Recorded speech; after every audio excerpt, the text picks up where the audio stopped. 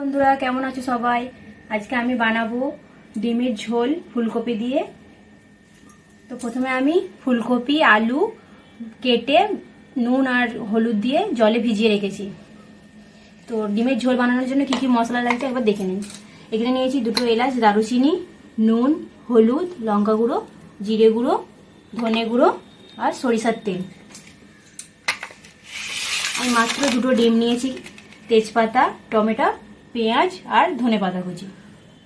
তো দেখতে থাকুন আমি কিভাবে রান্না করব। প্রথমে আমি ফুলকপি আলু একসাথে একটু ভাপ দিয়ে নেব।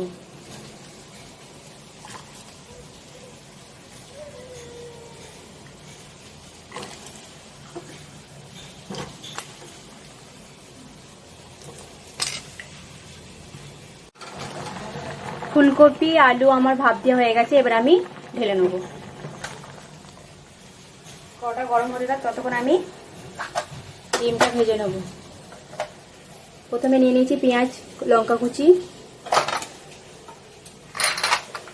আমি এর মধ্যে দিয়ে দেবো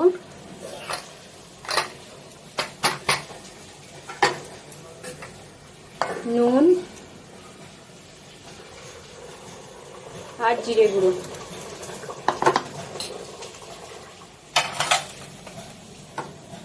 দিয়ে দেবো 2 ডিম। আমি এটাকে ভালো করে মাখিয়ে নিয়েছি।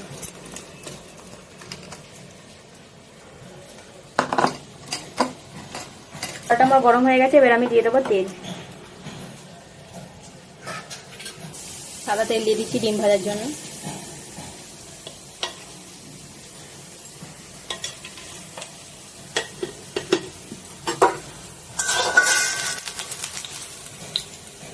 তেলটা গরম হয়ে গেছে, এবার আমি দিয়ে দেবো ডিম।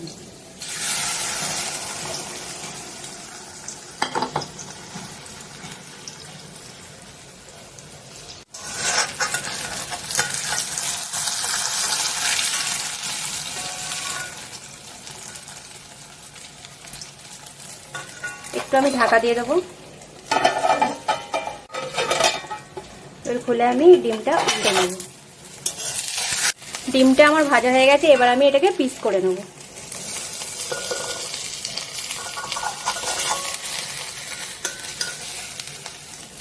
পিস করে ভালো করে আমি ভেজে নিচ্ছি। আর একটু ভালোভাবে ভাজা হয়ে গেছে, এটা এবার আমি নামিয়ে নেব।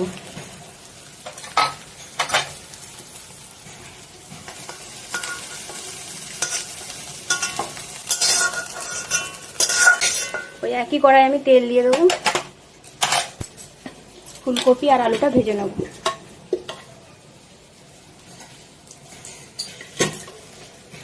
তেলটা গরম হয়ে গেছে, ভাপানো ফুলকপি আর আলুটা আমি ভেজে নেব।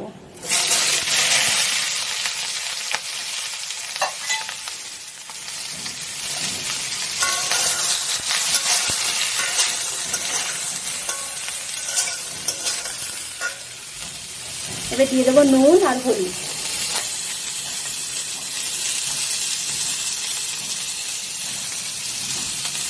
দিয়ে আমি একটু লাল লাল করে ভেজে নেব। ফুলকপি আলুটা আমার ভালো করে ভাজা হয়ে গেছে, এবার আমি এটা তুলে নেব।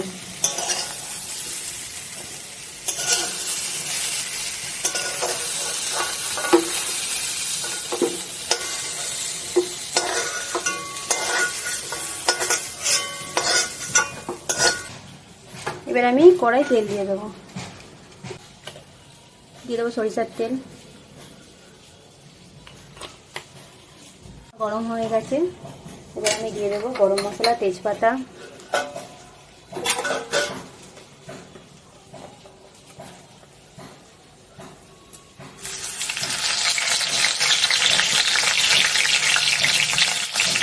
দিয়ে দেবো পেঁয়াজ কুচি।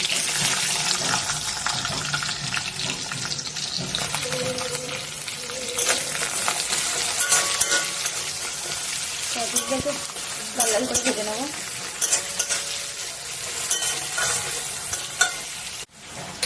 পেঁয়াজটা লাল লাল করে ভাজা হয়ে গেছে, এবার আমি আদা রসুন বাটা দিয়ে দেবো। আদা রসুন বাটাটা দিয়ে একটু ভেজে নেবো। আদা রসুনটা ভাজা হয়ে গেছে, এবার আমি মশলা দিয়ে দেবো। হলুদ গুঁড়ো, লঙ্কা গুঁড়ো, জিরা গুঁড়ো, ধনে গুঁড়ো।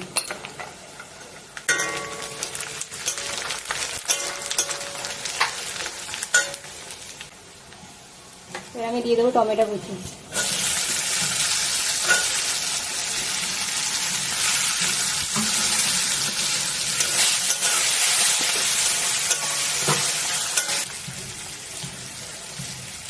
টমেটোটা তাড়াতাড়ি গলে যায়।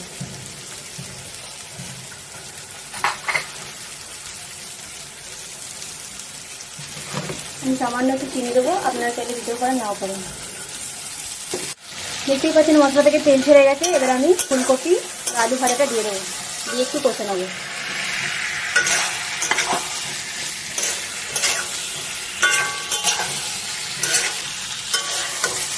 দেখে মশলাটা আমার কষা হয়ে গেছে, মশলা থেকে তেল ছেড়ে গেছে। এবার আমি জল দিয়ে দেবো।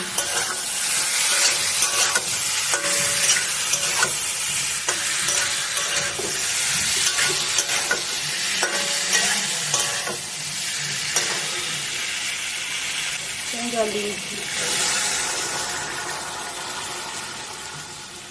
যেহেতু পাতলা ঝোল হবে তাই একটু বেশি করে জল দিলাম।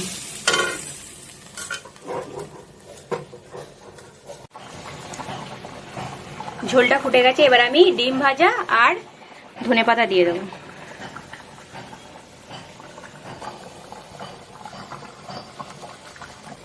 এবার আমি এটাকে 10 মিনিটের জন্য ঢাকা দিয়ে দেবো।